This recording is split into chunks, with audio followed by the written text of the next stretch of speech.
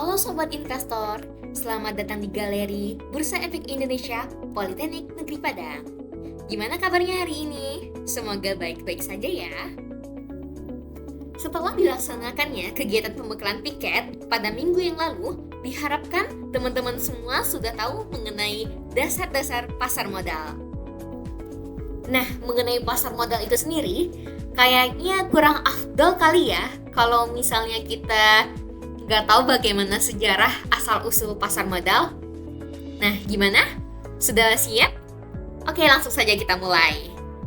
Jadi begini, mungkin teman-teman investor semua sudah mengetahui bahwa di Indonesia itu ada loh yang namanya Bursa Efek Indonesia, di mana itu merupakan lembaga yang mengatur pasar saham di Indonesia. Dan tidak hanya ada di Indonesia saja loh, negara-negara lain pun seperti Amerika Serikat, Jepang, Inggris, dan lainnya juga punya lembaga atau pasar saham sendiri. Tapi gimana ya sejarah asal-usul pasar modal itu sendiri? Jadi begini, pasar modal itu berasal dari Belgia pada tahun 1400-an. Kemudian, pasar saham modern muncul pada tahun 1600-an di negara Belanda yang didirikan oleh pemerintah Belanda dengan menawarkan saham The Dutch East India Company atau yang lebih kita kenal dengan sebutan VOC. VOC adalah salah satu perusahaan yang ada di Belanda di mana ia beroperasi di Asia dan membutuhkan modal besar untuk menjalankan operasinya.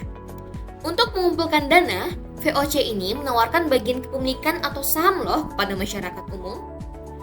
VOC merupakan satu-satunya perusahaan pertama di dunia yang menjual saham kepada publik secara luas.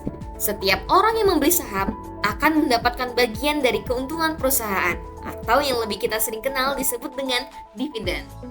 Hal ini menciptakan sebuah sistem baru dalam penggalangan dana yang dikenal sebagai penawaran umum saham perdana, Initial Public Offering atau IPO. Para investor dapat memperdagangkan saham ini di pasar sekunder, yaitu tempat yang kemudian dikenal sebagai Bursa Efek Amsterdam. VOC ini juga memperkenalkan konsep dividen, di mana keuntungan perusahaan dibagikan kepada pemegang saham. Dengan cara ini, perusahaan berhasil mengumpulkan modal besar untuk mendanai ekspedisi dagangnya. Dan para investor mendapatkan imbal atas hasil investasi mereka.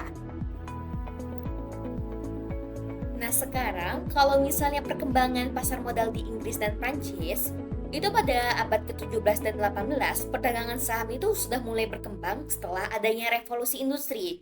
Jadi perusahaan-perusahaan yang ingin membangun infrastruktur besar seperti jalur kereta api, kanal, dan pabrik tentunya membutuhkan modal besar. Sehingga mereka mulai menerbitkan saham untuk mengumpulkan dana dari publik. London Stock Exchange didirikan secara resmi pada tahun 1801. Meskipun aktivitas perdagangan saham sudah berlangsung sebelumnya secara informal di kafe-kafe London. Di Prancis, perdagangan saham ini dimulai berkembang pada akhir abad ke-18. Tetapi terbentuknya pasar modal yang lebih formal itu terjadi setelah revolusi Prancis juga. Sehingga pemerintah Prancis membutuhkan modal untuk membiayai peperangan dan pembangunan. Mereka menerbitkan yang namanya obligasi dan diperdagangkan di pasar. Kalau di Amerika sendiri, ada yang namanya Bursa Efek New York, di mana perdagangan awal itu dilakukan di bawah pohon Buttonwoods di Wall Street, New York.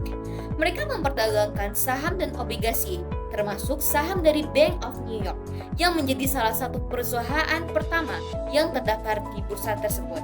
Nah, kalau dari sisi Indonesia gimana? Jadi begini, di Indonesia tentunya juga memiliki pasar saham sejak tahun 1912, tetapi sempat vakum dikarenakan adanya Perang Dunia I dan II. Kemudian diaktifkan kembali pada tahun 1977 hingga sekarang. Atau kalian juga sering dengar yang namanya Bursa Efek Indonesia. Kalian tahu nggak sih kenapa pasar saham ini dibuat? Tentu saja tujuannya tidak lain yaitu memberikan modal kepada perusahaan yang dapat mereka gunakan untuk mendanai dan mengembangkan bisnis mereka dibanding mereka harus meminjam uang dan munculnya bunga atas hutang tersebut. Tentu bagi sisi investor adalah mendapatkan kesempatan untuk membagi keuntungan dari perusahaan secara publik, bisa itu dari dividen ataupun pada saat menjual sahamnya kembali. Saham pun saat ini sekarang menjadi primadona baru dalam hal investasi bagi generasi muda. Dengan tagline menabung saham, atau kalau di galeri kita sendiri punya tagline aku investor saham. Jadi teman-teman, diharapkan setelah kita membeli saham beberapa tahun kemudian nilainya itu bisa tumbuh dibandingkan pada saat kita membeli saham pada hari itu. Jadi tunggu apa lagi teman-teman? Mari bergabung menjadi investor saham. Sekian dan terima kasih. Sampai jumpa.